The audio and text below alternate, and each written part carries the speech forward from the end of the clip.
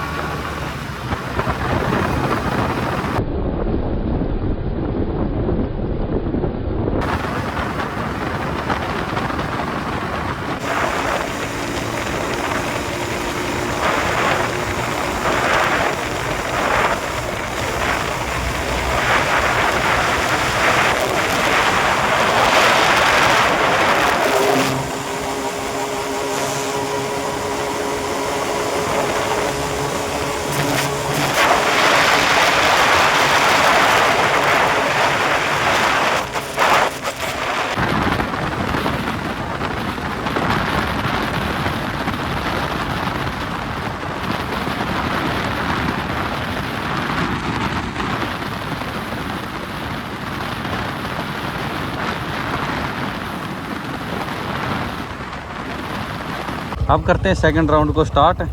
तो driver change करके अगला राउंड स्टार्ट करते हैं, देखते हैं सेकंड राउंड में क्या रिजल्ट आते हैं। हालांकि दोनों में काफ़ी डिफरेंस है। पुराना इंजन होने के बावजूद पल्सर काफ़ी ज़्यादा फास्ट है हॉर्नेट के कंपैरिजन में। तो देखते हैं सेकंड राउंड में क्या रिजल्ट रहते हैं।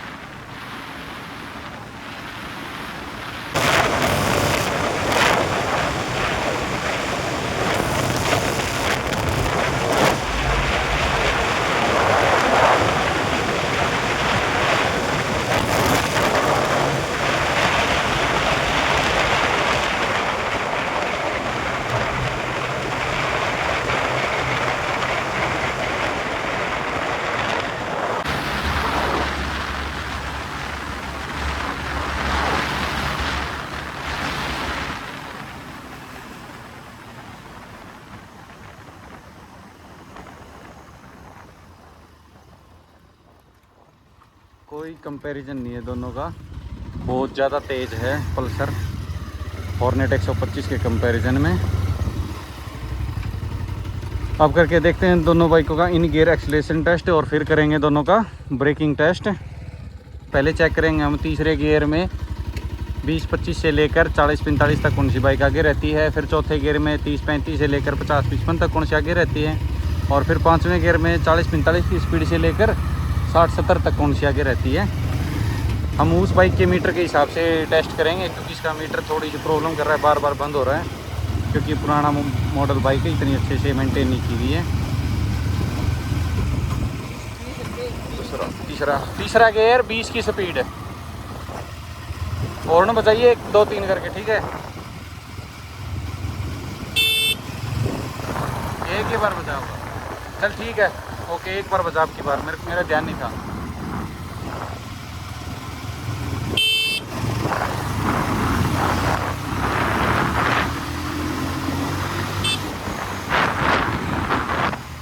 काफ़ी ज़्यादा डिफरेंस था दोनों में।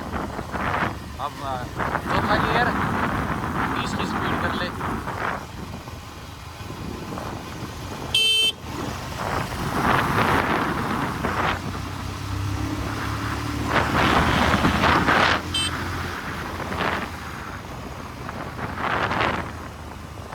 कंपैरिजन है दोनों बाइकों का। तो पांचवा गियर 40 की स्पीड है।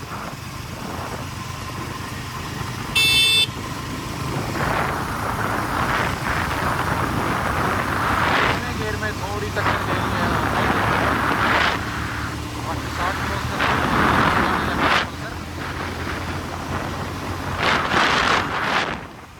अब करते हैं दोनों बाइकों का ब्रेकिंग टेस्ट, देख लेते हैं ब्रेकिंग में कौन सी बाइक कैसा परफॉर्म करती है।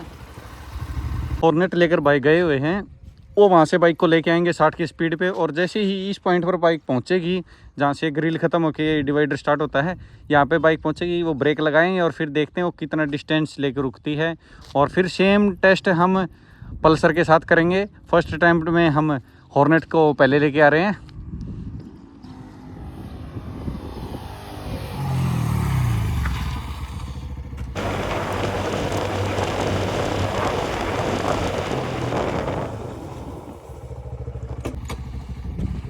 पहले राउंड में हॉर्नेट रुकी है यहाँ पर। अब बाइक को भेजते हैं पल्सर देकर और देखेंगे क्या रिजल्ट रहता है। आ रही है पल्सर।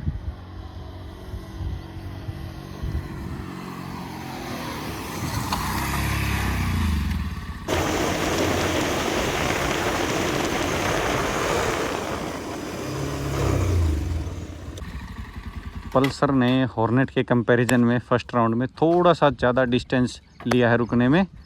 अब हम टेस्ट करते हैं दोबारा। इस बार मैं दोनों बाइकों को मैं खुद चलाऊंगा, तो देखते हैं रिज़ल्ट सेम रहता है या कुछ फ़र्क आता है रिज़ल्ट में। पहले मैं टेस्ट करता हूं हॉर्नेट को, किंग टेस्ट, देखते हैं रिज़ल्ट सेम रहते हैं या कुछ फ़र्क आता है दोनों बाइकों के रिज़ल्ट में। रिज़ल्ट को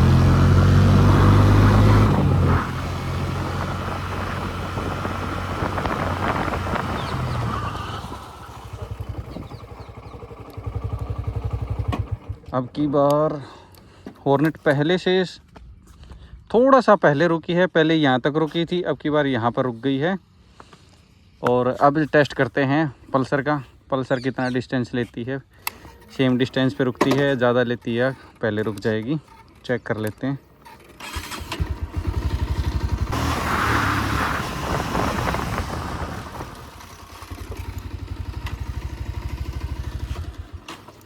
लगभग दोनों ने बराबर सा ही डिस्टेंस लिया है, कुछ ज़्यादा डिफरेंस नहीं है, जबकि पल्सर का जो डिफरेंस है वो काफ़ी ज़्यादा होना चाहिए था। हालांकि देखो इसमें भी डिस्क ब्रेक आते हैं, इसमें भी डिस्क ब्रेक है, इसमें भी ABS है, इसमें भी ABS है, लेकिन हॉर्नेट के अंदर जो रियर ब्रेक है वो नॉर्मल ड्रम ब्रेक आते हैं 130 mm के, जबकि पल्सर 180F के अंदर कंपनी ने पीछे भी डिस्क ब्रेक दिए हुए हैं, वो भी 240 mm के। लेकिन फिर भी इसने कुछ ज़्यादा खास परफॉर्मेंस नहीं किया। लगभग दोनों ने बराबर सा डिस्टेंस लिया है, थोड़ा सा माइनर सा गैप है 1 से 1.5 फीट का, वो कुछ ज़्यादा मायने नहीं रखता। इतनी बड़ी बाइक होने के बावजूद, दोनों डिस्क ब्रेक होने के बावजूद काफ़ी डिफरेंस होना चाहिए था। तो ओवरऑल कंक्लूजन ये है कि पावर फिगर में जितना डिफरेंस दोनों बाइकों में है वो ऑन रोड भी दिखता है, सिर्फ ऑन पेपर नहीं है। हालांकि जो पल्सर है वो 2 स्ट्रोक इंजन के साथ है और ये होंडा हॉर्नेट है वो 4 स्ट्रोक इंजन के साथ है। लेकिन 2 स्ट्रोक और 4 स्ट्रोक का इतना भी ज़्यादा फ़र्क नहीं होता कि बाइक 125 सीसी की बाइक 180 सीसी सेगमेंट की बाइक को बीट कर के आसपास भी नहीं है दोनों की परफॉर्मेंस तो। लेकिन ब्रेकिंग में होंडा हॉर्नेट मैंने काफ़ी अच्छा परफॉर्म किया है। तो रेस की विन होती है पल्सर, इन गियर एक्सेलरेशन भी पल्सर का बेटर रहता है। लेकिन ब्रेकिंग के मामले में होंडा हॉर्नेट ने हालांकि हार गई है, उससे थोड़ा सा ज़्यादा डिस्टेंस लिया है 1-1.5 फीट का। लेकिन जिस सेगमेंट की बाइक है, जैसी इसके अंदर ब्रेक वगैरह दी हुई है, उसके हिसाब से होंडा हॉर्नेट विन रहती है ब्रेकिंग के मामले में, और परफॉर्मेंस में पल्सर विन है ही। तो करते हैं नेक्स्ट वीडियो में एक और ट्राई होंडा हॉर्नेट के साथ किसी दूसरी बाइक का कंपैरिजन।